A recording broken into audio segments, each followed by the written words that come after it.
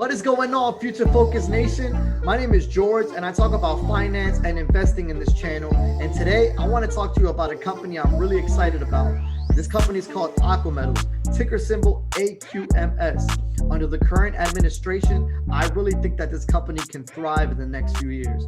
Joe Biden has stated that he is going to put a record amount of funding into anything that has to do with renewable energy, anything green. Today, I'm going to talk to you about what this company is, what they do, who their leadership is, their competitors, and we're going to look at some charts. Before we get into it, invest in me and press that like button, and invest in yourself and smash that subscribe button.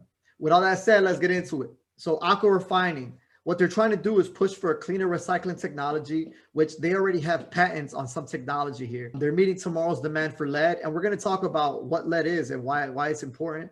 And as of right now, they're producing the purest lead on earth at 99.99%. AquaMetals is reinventing lead recycling with its patent and patent pending technology.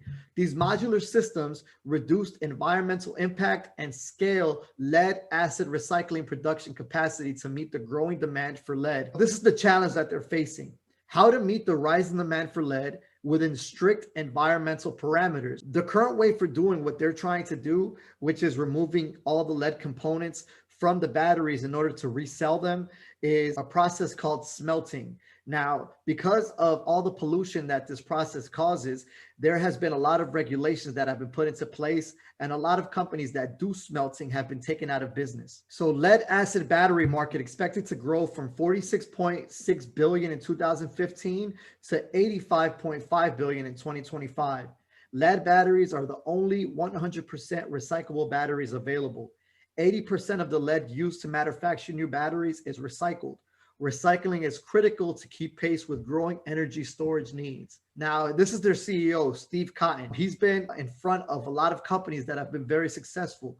He co-founded a company called Canara. He was the chief executive officer. Prior to Canara, Steve led a team commercialized SendMail, the world's most commonly used internet email open source software. And this company ended up being acquired by Google. Steve's been doing this for a long time. One of the biggest things on his resume was that he convinced AT&T Wireless and others that ended up following to offer voice messaging for free versus charge, which resulted in multi-million-dollar sales. Judd Merrill, he's a certified accountant.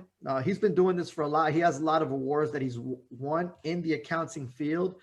He's worked in a lot of companies that deal with mining, which is sort of similar to what this company is. While this company doesn't mine, they still have a process to extract these metals and sell the metals. So it's kind of something similar to mining. So this is how the whole thing works. It starts right here with the 3 trucks you see. They bring all the waste, which is those batteries, and the batteries come through this processor right here. At this processor, the easily extractable substances are removed. You can see here the metallics and plastics. Everything else goes through into processing into the aqua refining preparation process. Here, lead compounds are pulled out. Everything else, mostly that lead, that unrefined lead, is sent into the aqua refining system. Once that's done, it's pushed out in pure lead ingot. Every single part of this process they can make money from, because they're selling every single component of these batteries. So their business model is making money in more than one facet. This aqua refining technology, this is what it looks like. It's a constructed as modular systems that can enable smelting operations to increase global lead production without increasing emissions, and therefore reduce the permitting challenges typically associated with smelters. These components that they have patents for, they're going to sell these components or lease them to recycling companies all over. Now, if you look here on the left, this is the current process and the way it's done.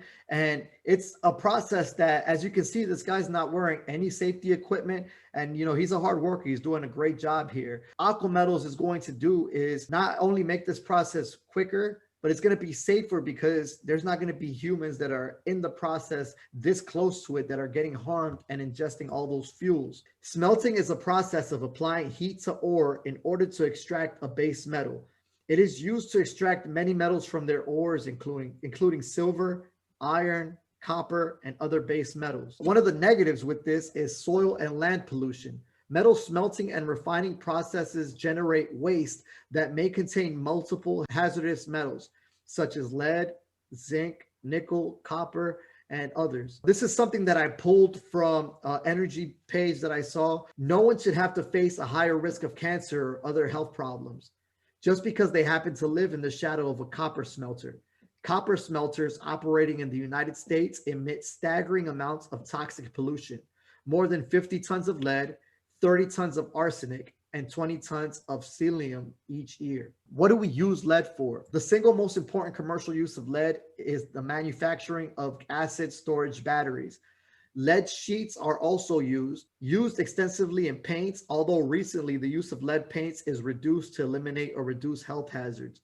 Lead is used to make bearings, solder, anti-friction metals, and type metal. It's an overwhelming amount, 85.18% that goes into batteries of lead. And then you can see the other amounts that go into different sectors, but lead is commonly used. It's also used in ammunition. Here are the direct competitors for AquaMetal. The closest competitor was Retrieve Technologies. And I took this a step further and I went to go see what does this company do. And Retrieve Technologies, for their lead acid process, it's more of a manual process. They really don't have a patent machine like AquaMetals does. And what they're trying to do is two different things. AquaMetals takes these batteries and breaks them down into every single component they can, and they sell each and every single one of those components separately. Whereas Retrieve Technologies, they take these batteries, remove the good parts, get rid of the bad parts, and then they recreate new batteries and sell those. Now, this is something else I pulled. Merrill Judd and Colton Stephen, they've been the biggest buyers of this company. Recently, on January 4th, they sold a lot of shares. So you could look at that maybe in a pessimistic way. However, if you go back and see how many shares they've bought throughout the years, you know, selling some when the stock has risen a little bit is not a bad thing. So what we got here is the 3-month chart for AQMS. This is the daily candles. And as you can see, they were kind of stagnant until that announcement was made about renewable energy. And ever since then, it's been slowly grinding up. So if you take a look back to the 5-year chart, here we're looking at the monthly candles. You can see here that March of 2017, they hit a high of $22.75. However, they closed that day at $19.54. I went back and I did some more research because I wanted to know why did this happen that day. And what happened was that before this, AquaMetals had something that was sticking inside of their lead components, which they called sticky lead. It's a condition in which recovered lead was hanging up in the modules. And on this day, they stated that they had found a way to get rid of this component. So in early March, the company completed the first 24-hour run of continuous operation of an aqua refining module. This 24-hour testing run produced approximately 2.4 metric tons of aqua refined lead, which meets the company's objectives. So this right here, it was a reason for bullish sentiment back then in 2017. However, ever since then, the company has gone on a decline because the previous administration wasn't really pushing towards the green energy like the current administration is. Do I think that this company will reach $22 again? It may not, but I can see it hitting $10, $12 by the end of this year if the momentum keeps going the way it's going. So I want to know down below, what do you think of this company? Is this a company that you want to invest in, or maybe you already invested in it? What are you going to do? Are you going to hold it for a long period of time? Or are you going to sell it? Let us know in the comments below. Before I let you go, invest in me and press that like button. Invest in yourself and smash that subscribe button. Until next time.